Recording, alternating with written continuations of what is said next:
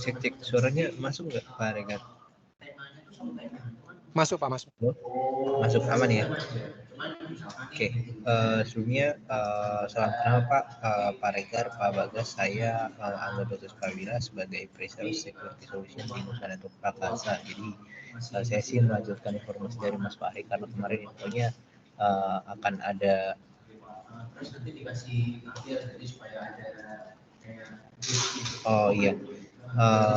karena kemarin ada informasi itu memang kita sempat dikasih tahu tentang ini ya Pak, ISO ya Pak.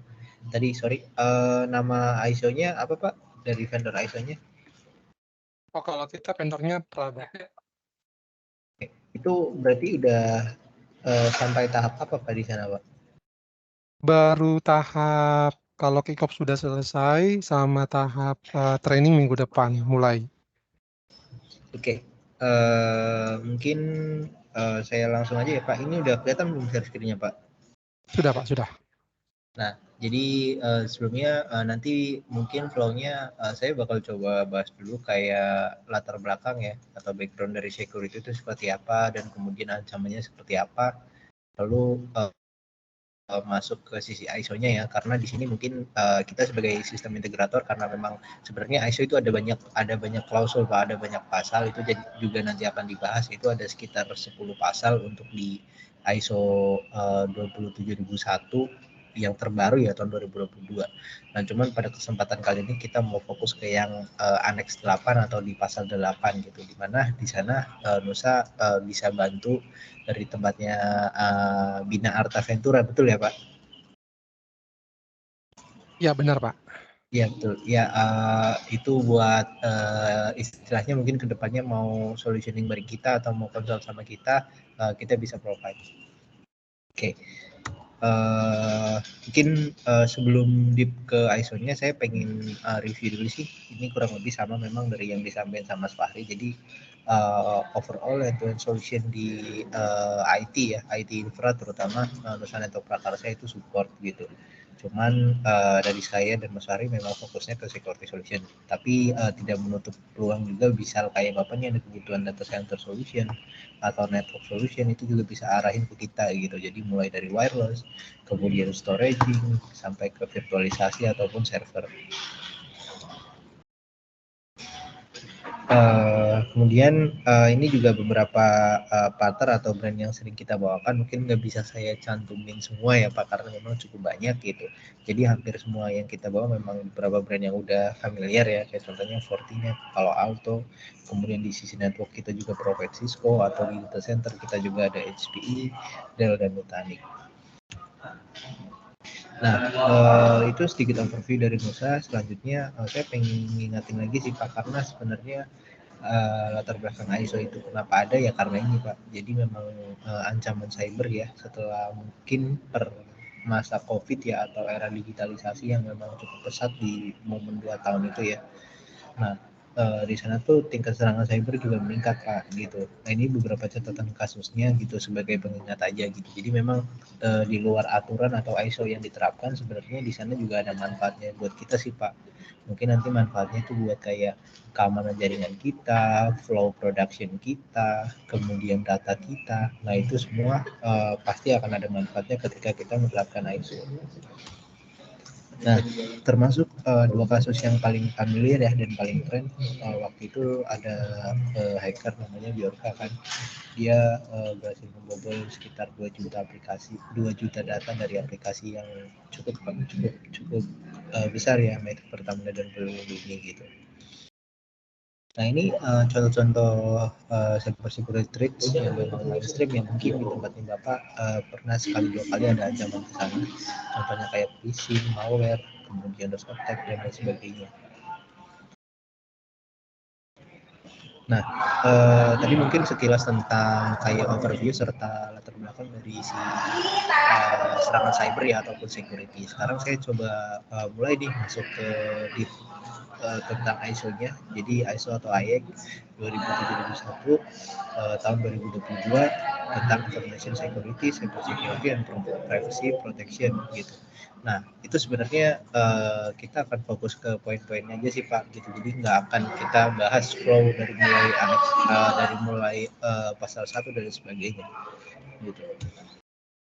Nah, saya pengen mendeskripsikan dulu secara teori. Jadi ISO 27001 itu adalah standarisasi internasional yang menetapkan spesifikasi tertentu untuk keperluan sistem manajemen, terutama keamanan informasi atau SMS.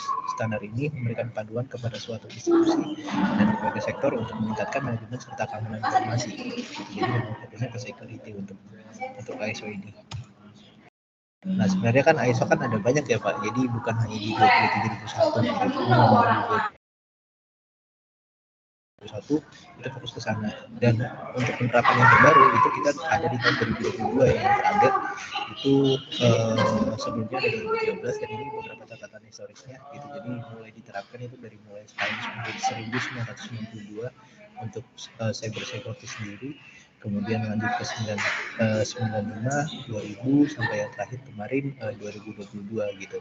Nah, dari berbagai masa itu mungkin ada perubahannya itu mengikuti zaman serta masa industri ya gitu. Nah, ada satu tagline sih dari ISO ini yang istilahnya kepengen ngasih kita peringatan menjaga kerahasiaan, integritas, dan ketersediaan informasi serta fasilitas dalam memproses informasi gitu. Nah, ini ada beberapa tujuan dari ISO 27001 sendiri, yaitu tentang confidentiality, integrity, dan availability gitu. Jadi itu semua akan saling berkesinambungan ya untuk mendukung flow bisnis serta keamanan organisasi. Nah, ini juga sebagai informasi juga Pak, jadi memang cukup banyak. Jadi berbeda dengan tahun 2013, dari tahun 2022 itu memang kita lebih deep ya tentang security atau cyber security. Nah, bagian yang mengalami perubahan paling signifikan adalah Annex O A ISO /IH 27001 gitu. Nah, sedangkan untuk bagian lainnya, pasal 4 sampai 10 yang telah mengalami perubahan kecil, terutama pada pasal 42, 62, 63 itu mungkin dibahas di tempat lain ya gitu. Nah, ini beberapa informasi tentang pasal-pasal atau klausulnya gitu. Jadi dari mulai ruang lingkup, dari normatif, istilah dan definisi, dan yang akan kita bahas di pasal 8 ya, atau nanti namanya Annex 8 tentang operasi. Nah, gimana sih kita menerapkan si Annex 8 ini? Itu ada namanya perencanaan dan proses pengendalian. Jadi sebelum kita menanggulangi, kita harus ada perencanaannya terlebih dahulu. Seperti contohnya merencanakan, mengimplementasikan serta mengendalikan proses, kemudian evaluasi yang disimpan, serta mengontrol penyediaan proses maupun mengontrol perubahan, serta melaksanakan rencana untuk mencapai tujuan keamanan informasi.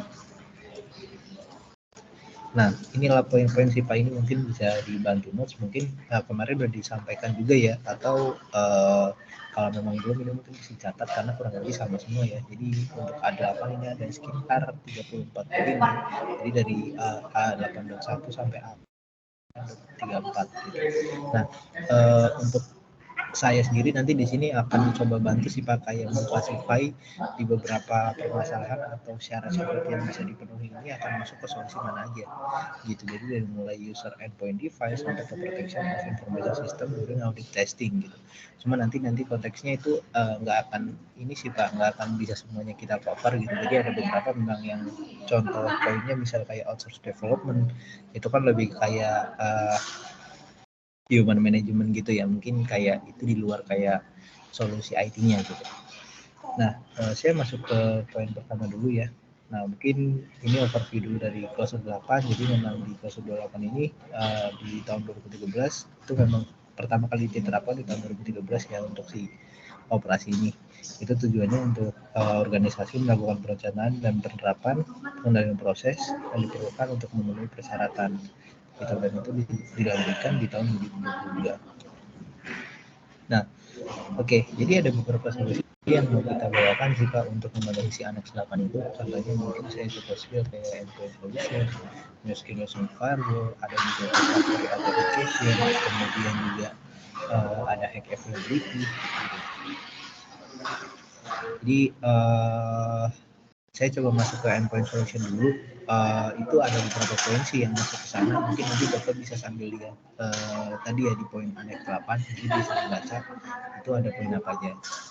Itu di 8.1, 8.7 dan 8.30. Solusinya itu ada apa untuk di endpoint? Yang pertama ada EDR, kemudian ada antivirus. Jadi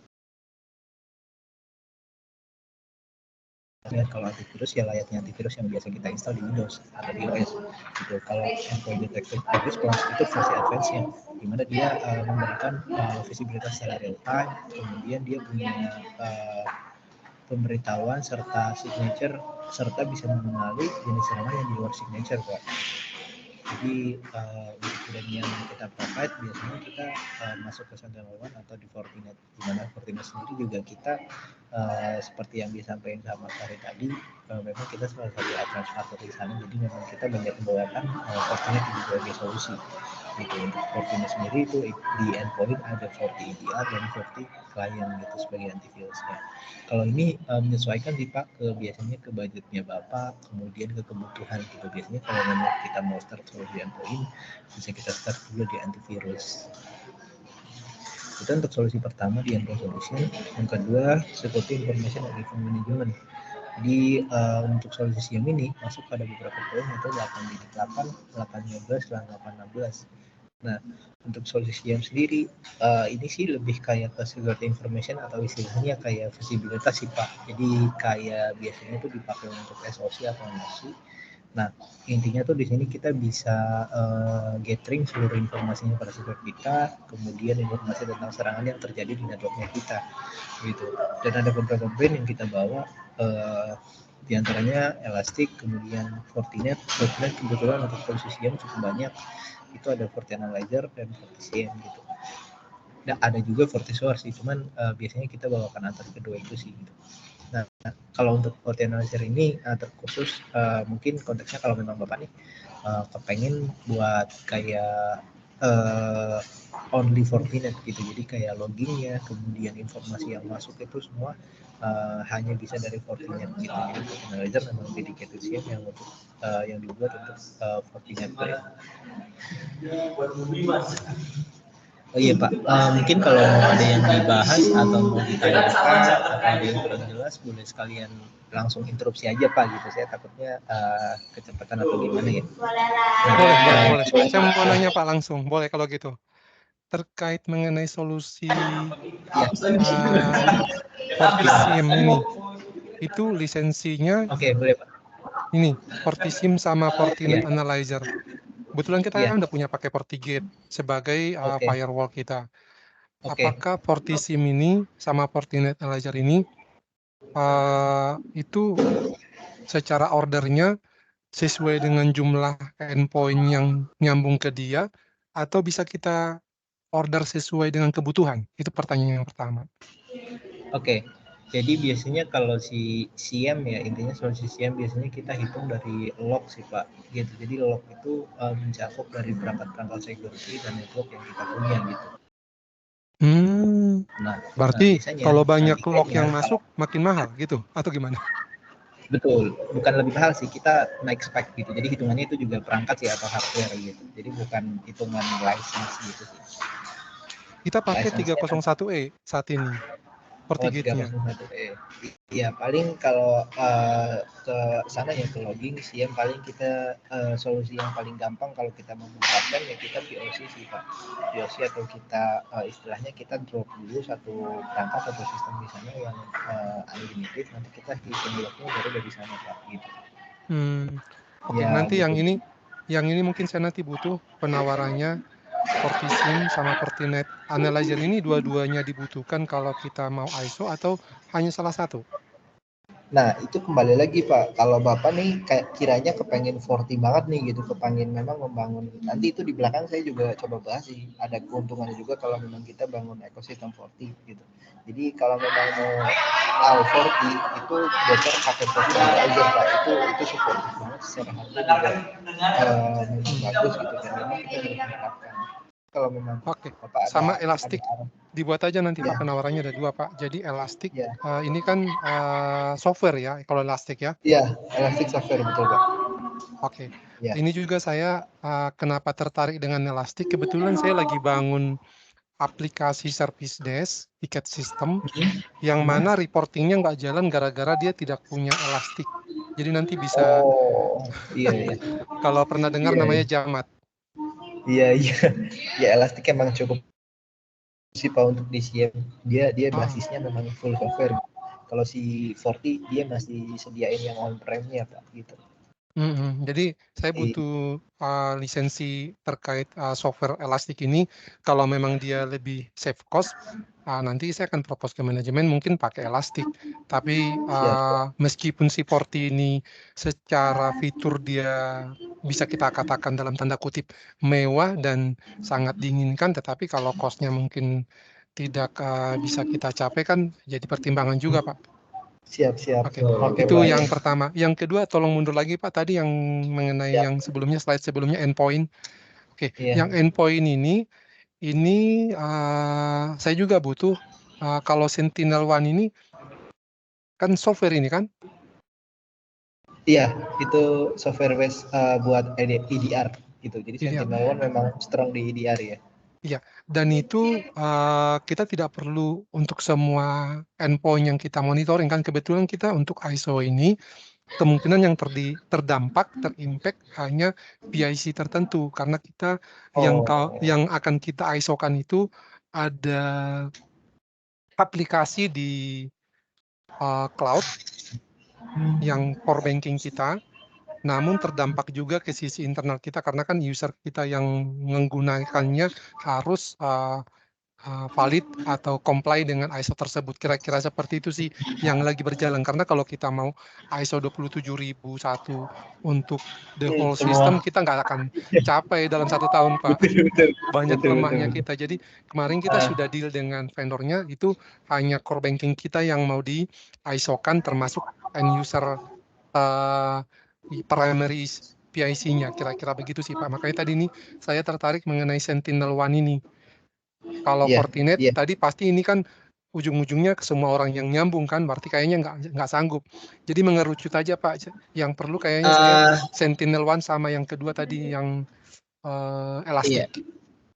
Iya, gini sih Pak, saya sebenarnya pengen meluruskan sebenarnya seluruh endpoint juga hitungannya nggak harus semuanya sih Pak gitu. Oh Kayak gitu. Fortinet pun, iya Fortinet pun nanti kita hitungannya per user. Jadi itu juga bisa ada hubungannya ke hemat cost. Jadi kalau memang ada semua sih Pak, hampir semua endpoint pasti hitungannya itu per user. Cuman nanti di ordering guide-nya tuh dia tuh pakai bundling biasanya start dari 50 device gitu. Jadi Oh, nanti ya paling udah kalau memang ada yang paling minim nanti kita kan nggak begitu banyak nanti Pak PIC yang terkait yang di lock segala macam. Berarti untuk oke. Fortinet-nya pun nanti Pak tolong dibuat propose biayanya yang paling minim dengan jumlah usernya. Iya, iya oke Kira-kira paling seperti itu sih Pak. ya, ya nanti saya coba di 50 device ya, Pak, itu Yang paling lumayan sih, kecilnya Pak. 50 ya? Iya. Iya. Oke, berarti itu scope pricing-nya Pak yang saya butuhkan Siap. untuk ISO-nya. Boleh lanjut next-nya Pak? Itu aja Boleh, sih. Pak. Iya. Iya, Udah siap. Iya. dikasih waktu, makasih. Oh Iya. iya, Pak Regar, Ya, kemarin kayaknya sempat didiskusikan di Bina Arta itu udah menggunakan Forti Client, Pak ya? sorry, Di Bina Arta udah menggunakan Forti Client ya, Pak? belum. Kita ada uh, sebenarnya Forti client yang kita pakai ini lebih ke arah Forti client VPN aja Pak. Ada Forti client Oh, kita only yang VPN free ya, itu ya. Pak, Forti client Iya, VPN ya, free tahu kan. tahu. Ah, Nah, only itu yang VPN kita ya. gunakan semua. Oh, oke baik. Nah, Tadi yang perlu dilindungi pakai antivirus ada berapa banyak, Pak? ya Kira-kira? itu tadi yang paling kecil aja Pak. Kalau sekarang sih kita masih Oh, mappingin kurang lebih nanti kalau yang saya bisa gambarkan sih saat ini paling sekitar up to 20 user dulu Pak. Oh, 20 user ya yang perlu karena itu yang PIC penting yang terkait dengan core banking-nya. Paham. Oke, udah aku notet Pak. Nanti kita kasih yang banding 50 dulu Pak ya. Ya paling banyak lah 50, tapi kalau memang ada skopnya 20 boleh dikasih Pak pricing-nya juga. Jangan jangan yang paling, karena kalau 50 mungkin nanti budget kita yang nggak masuk mungkin, tapi kalau 20 nanti bisa pertimbangan untuk kita go dengan solusi tersebut. Iya. Nanti aku coba carikan Pak ya. Oke, sip. Ya, oke. Lanjut Pak.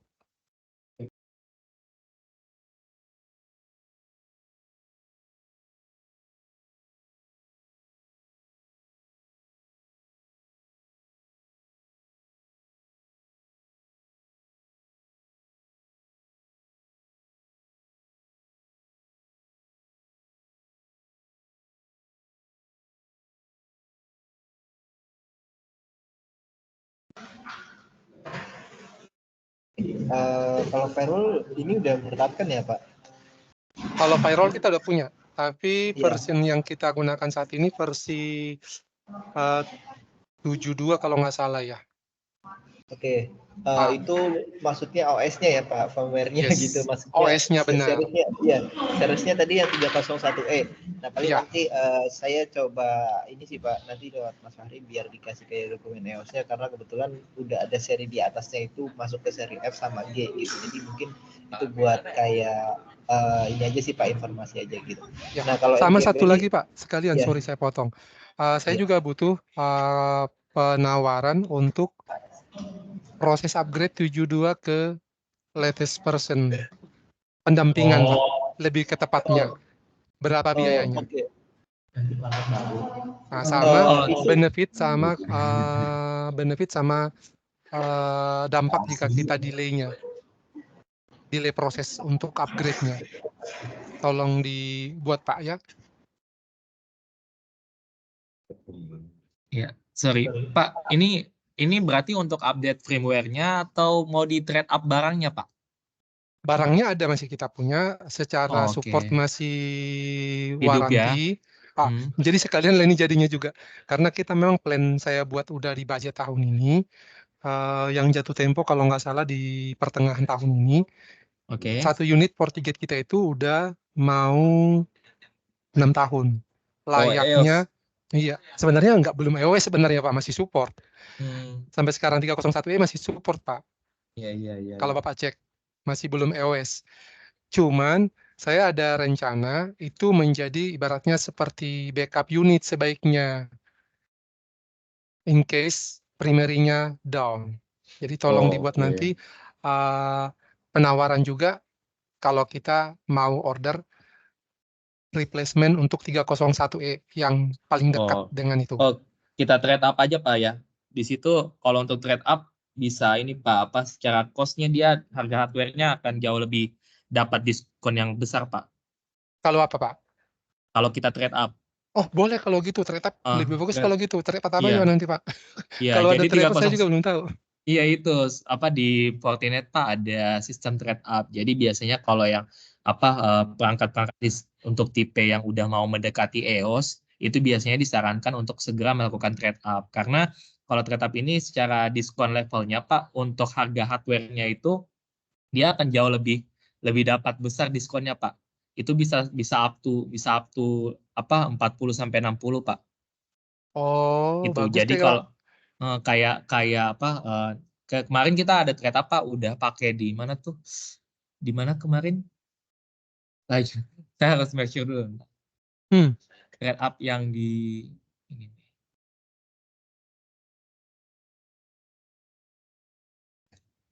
Ya yang di Galik Binamada Pak, itu sebelumnya mereka pakai yang 80F itu trade up ke 100. Boleh Pak, boleh. Ini saya chat serial number saya punya yang akan di trade up Pak, 301E. Ya, nanti minta tolong kirimin ininya Pak ya, SN-nya. Ini udah saya kirim di chat Pak barusan. Oke, siap.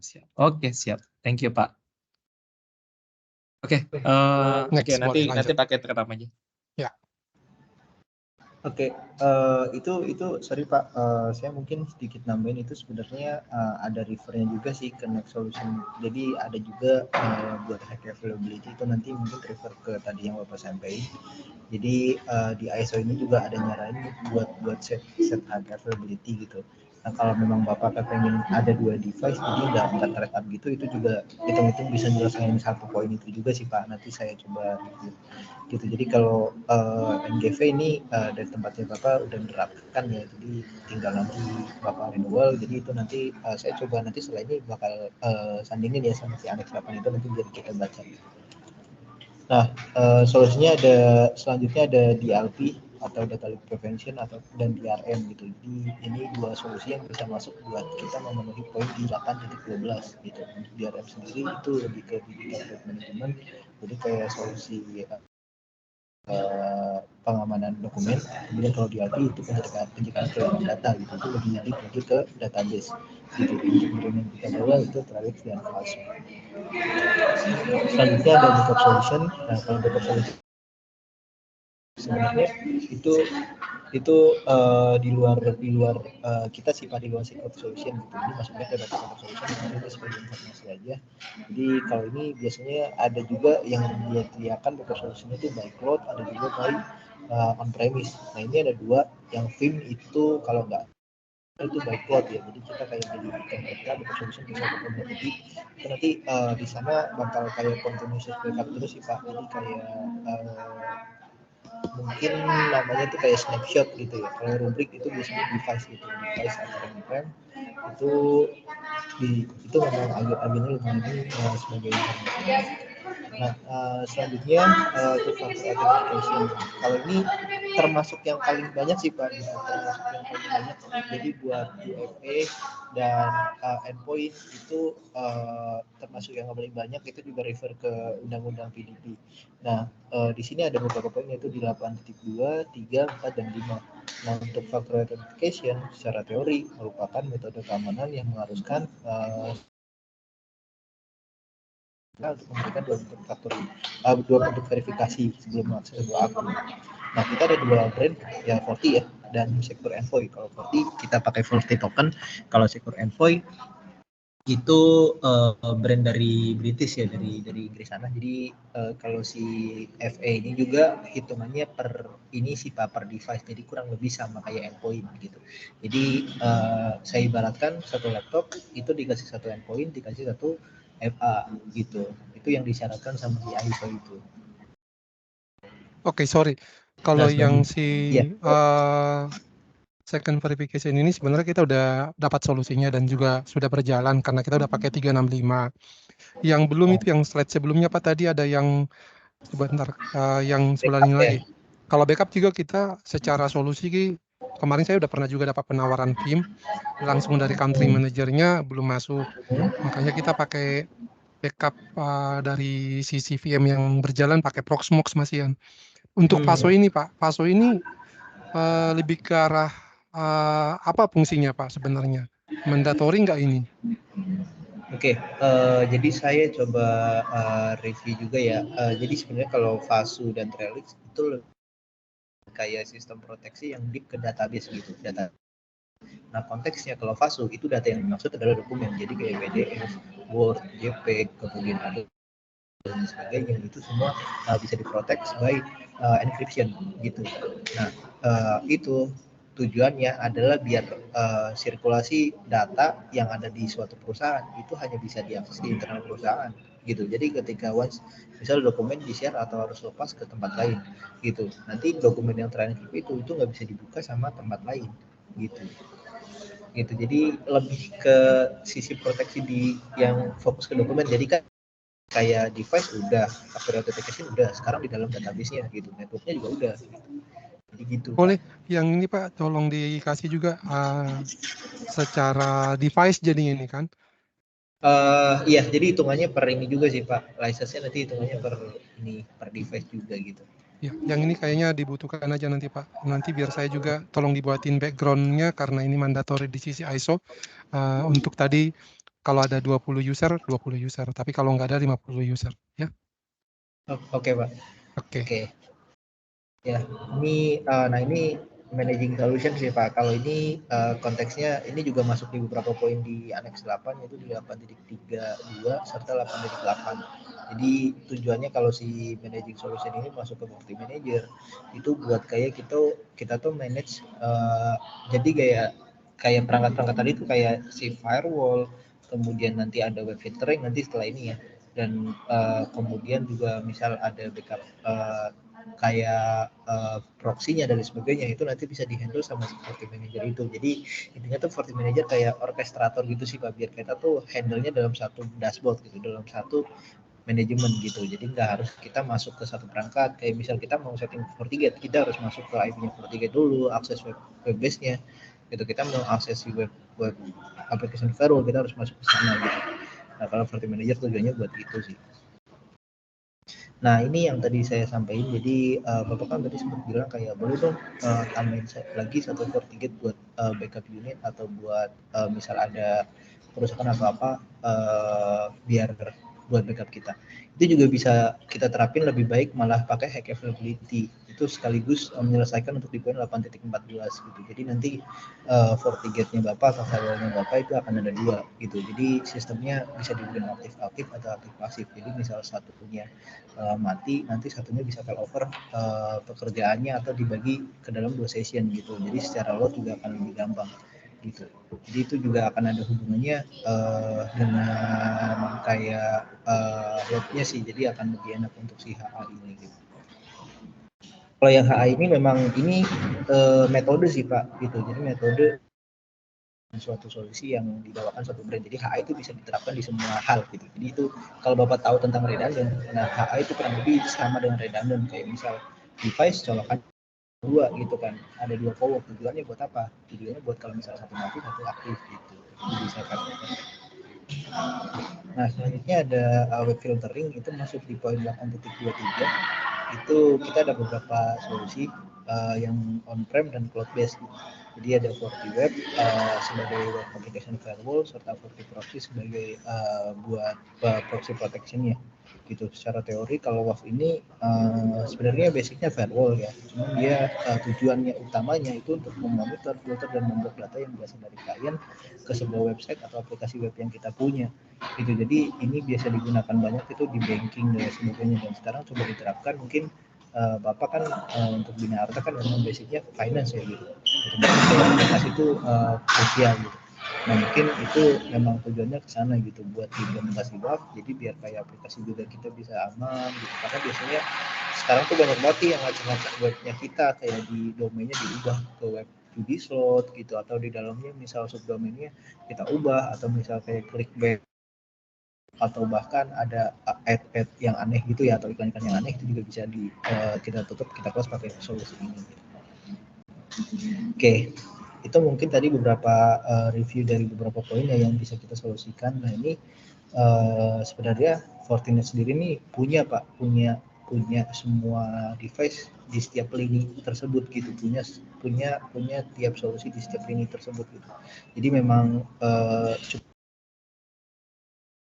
Jadi dari mulai segi data center, LAN, kemudian operation center, ini ada beberapa yang tadi sudah sempat saya sampaikan ya, itu Fortinet bisa handle semua. Jadi misal Bapak kepengen bangun ekosistem Fortinet itu sangat diuntungkan Pak gitu. Nah, kenapa diuntungkan? Itu sini Pak, Fortinet Security Fabric. Jadi kalau kita nih punya satu atau lebih perangkat-perangkat Fortinet ya, atau solusi Fortinet, kita bisa mendapatkan kelebihan diantaranya visibilitas, integrasi serta otomasi gitu. Jadi istilahnya untuk satu perangkat dan perangkatan itu bisa mengenali satu sama lain gitu. Jadi secara manajemen, integritas, integrasi maksud saya itu juga akan lebih mudah. Ya, kurang lebih itu sih Pak dari saya. Mungkin saya pengen ini ya Pak, coba review lagi tentang yang tadi, cuman ini refer ke si ISO-nya. Iya. Nah, jadi Annex 8 itu kesini.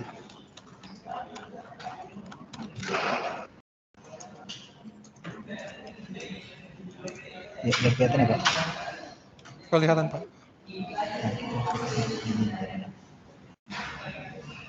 Nah, yang user endpoint device Annex 8 teknologi kali ini ya? Iya. Nah, untuk endpoint itu kan ada di 8.1 ya Pak, ini 8.1, 8.7, kemudian 8.20 gitu. Nah, kalau network security ini kan konteksnya general ya Pak, general banget. Jadi bukan cuma firewall, jadi endpoint juga sebenarnya masuk network security.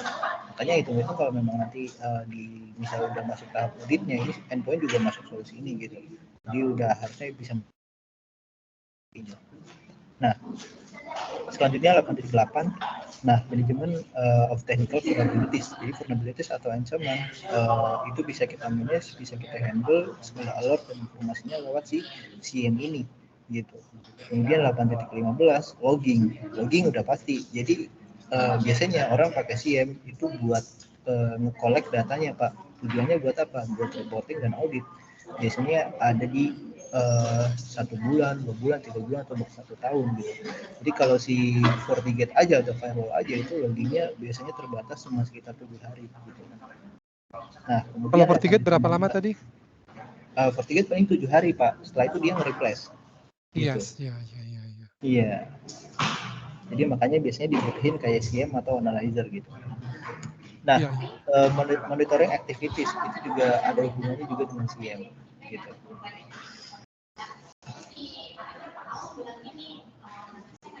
Oke. Oh iya, mungkin aku mau tambahkan sedikit Pak ya, untuk yang FortiGate tadi, itu yang 7 hari itu biasanya yang tipe-tipe series yang ada 01 di akhirnya Pak. Berarti kita punya juga termasuk ya? Iya Pak. Iya, karena kita punya 301 301E. Iya betul. Iya. Kita sih punya 2 sebenarnya, satu di data center, satu di head office. Oh. Yang di 301 ini di mana Pak? Dua-duanya sama-sama 301. Cuman yang di head office kita udah mau 6 tahun begitu. Oh. 6 tahun. Tapi sama speknya Pak? Ternyata. Sama, persis sama. Oh, HO yang dengan yang di mana tadi Pak? Sorry. Yang sekarang itu yang lama ini secara lifetime-nya yang di head office. Dulu kita waktu beli 1 unit lagi, kebetulan pas kita lakukan colocation, karena dulu kan ada permintaan dari OJK, harus beda lokasi, harus punya DRC, kira-kira begitu. Iya. Jadi kita belilah 2, tambahan 1 lah ceritanya. Jadi kita memiliki 2 FortiGate. Oh, itu alasannya berapa kemarin. tahun lalu? Berapa tahun Kalau lalu? itu DRC udah jalan lebih dari 3 tahun sih, udah 4 tahunan. Oh, 3-4 tahun ya. Iya, itu pun nanti kemungkinan akan ya sama tadi halnya. Cuman kita mau trade in untuk di awal tahun ini, saya sudah ada siapkan proposal budgetnya untuk 1 unit dulu. Sedangkan 1 unit lagi mungkin entah setelah lewat, karena kita punya aset di sini value-nya 0 setelah 5 tahun, Pak. Oh, berarti memang udah ada aturannya, Pak ya? Yes, gitu, Pak. Yang HO ini lokasinya di mana, Pak? Di Geraha Niaga Tamrin, Pak. Residence. Oh, Geraha Tamrin. Terus yang di colocation-nya? Colocation-nya kita data center cyber. Oh, di Cikarang ya, Pak? Bukan. Sini juga Pak, dekat-dekat sini di arah Kuningan, Jakarta Selatan, Pak. Oh, itu masih di daerah 1 Jakarta juga, Pak ya? Benar, Pak. Sebenarnya kita juga lagi propose, sudah ada juga dalam proses budget kita tahun ini. 1 mau kita buatin agak berjarak gitu. Cuman masih belum ada approval. Nanti tergantung hasil review dari ISO yang lagi dalam proses ini, Pak. Kalau mereka nanti mengharuskan kita harus pindah 1 data center, maka kita akan pindah. Nggak tahu Bapak ada propose lokasi data center yang murah meriah? Oh, yang berarti estimasinya kisaran berapa, Pak? Biar aku bantu carikan. Kalau yang sekarang kita yang berjalan biayanya murah, Pak. Kita di cyber itu biayanya kurang lebih, Mas Adam, yang Indonet kita bulanan berapa? Iya. Nah, 12 juta lebih sedikit, Pak. Itu udah masuk internet dan juga data centernya sih kita cuma sewa setengah rak, Pak. Oh, itu untuk 12 juta per tahun atau per bulan tuh, Pak? Per bulan. Oh, per bulan. Sewa tempatnya, Pak. Kalau Bapak punya kurang lebih di bawahnya juga lebih bagus lagi pasti kan. dengan standar ya itu tadi, harus data center-nya memenuhi kriteria. Ya. Oke, siap. Nanti aku coba bantu carikan Pak ya untuk ini ya. Boleh, Pak. Oke, siap. Ya, mungkin Mas Angga silakan tadi. Ada pertanyaan Pak Angga?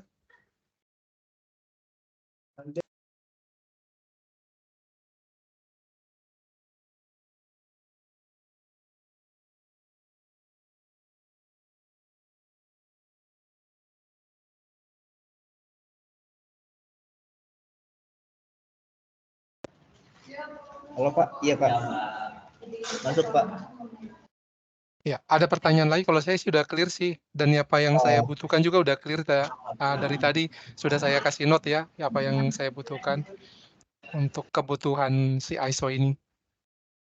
Ya, udah sih Pak, paling kayak nih 8212 kalau Bapak pengen tahu mungkin ini buat data link prevention ya dan data master. Iya. Ya, ini 8212. Kalau yang ini sih, yang backup solution saat ini kita backup servernya saja memang, sedangkan di sisi end user saat ini kita karena sudah menggunakan 365 ada OneDrive-nya. Paling itu yang jadi solusi yang kita gunakan, Pak. Oke, kemudian ada 2345 ini banyak sih Pak, jadi mulai privilege access, information access, access to source code, kemudian secure authentication. Itu tadi pakai di 365 ya Pak? Iya, 365. Nah, itu lumayan sih Pak. Kalau ini sudah memenuhi ya. Iya, itu aja Pak. Sorry. Ini maksudnya kalau kemudian selanjutnya nih for di yang ini Pak, yang managing solution itu di 8.32 dan 8.8. Jadi buat change management serta technical capabilities gitu. Ini maksudnya gimana Pak, change management kok bisa lari ke sana? Change management itu mungkin kalau yang saya baca itu kayak ketika misalnya kita ada perubahan konfigurasi Pak, nah itu bisa dilakukan perubahan lewat satu managing solution namanya property manager gitu. Jadi lewat satu manajemen itu Pak. Gitu. Bukannya itu kayak service desk Pak? Kita sih udah punya service desk dan di sana bisa di log. Oh, oke. Maksudnya services itu gimana ya Pak? Jadi kayak kalau Bapak pernah dengar kayak kalau di HP namanya HPOV. Kalau yang tren sekarang namanya ada ServiceNow, ada contohnya ya Zendesk, kira-kira begitu kan. Di situ sebenarnya ada untuk log tiket dan juga kurang lebih yang seperti itu kita punya, tapi yang open source-nya Pak. Oh, berarti kayak manajemen secara general gitu ya Pak? Manajemen tiket, kalau contohnya ada request dari user ataupun ada perubahan secara sistem, kita raise RFC-nya lewat situ gitu. Apakah itu pengertian di sini atau ini lebih ke arah contohnya di 40-nya sudah dilakukan perubahan, terus dia rollback ke versi sebelumnya dengan mudah, sehingga ini yang dinamakan Annex 832. Itu yang saya mau klarifikasi, Pak. Oh, oke. Kalau yang saya baca sih mungkin ya memang benar sih Pak. Kayaknya ini perubahan manajemen kayak secara karena saya balik lagi refer ke teknologi sini ya Pak. Jadi kalau di Annex 8 ini kan maksudnya ke teknologi kontrol. Jadi harusnya sih ke manajemen teknologi kontrolnya itu Pak. Kalau ada misal perubahan itu mereka tuh bisa dilakukan dalam satu ini Pak, dalam satu sistem gitu Pak. Berarti ini lebih ke arah teknologinya ya, bukan ke arah kontrol dalam artian media yang dipakai untuk men-tracking gitu ya? Betul Pak, iya. Teknologinya gitu. Karena saya lihat ke ini sih pakai istilahnya kotaknya lagi gitu. Kotaknya kan memang di teknologi datanya. Nah, high availability itu ada di ini sih Pak, yang di redundancy and information processing system. Jadi kayak device atau fasilitas yang kita punya itu harus punya redundancy gitu. Jadi kayak ini juga masuk ke backup sih Pak, redundant. Jadi masuk ke yang tadi backup solution juga gitu. Jadi informasinya itu harapannya kita punya kapan. Kemudian yang terakhir, nah ini kapan titik 23 itu web filtering, itu udah pasti masuk ke WAF gitu ya, application firewall. Meskipun secara umum itu web filtering bisa dijalankan perannya sama si FortiGate atau firewall. Cuman kalau di finance sih biasanya diarahin ke si direct ke WAF-nya langsung gitu. Oke. Clear sih, Pak. Ya, oke. Kalau dari saya Dari juga saya sih mungkin cukup. Sorry, Pak. Ada lagi rupanya tamu saya datang lagi. boleh. Oke. Mungkin aku coba take-in resume semuanya Pak ya tadi ya. Ya. Ya untuk berarti nextnya itu aku coba cari untuk penawaran. Pertama itu lebih ke trade up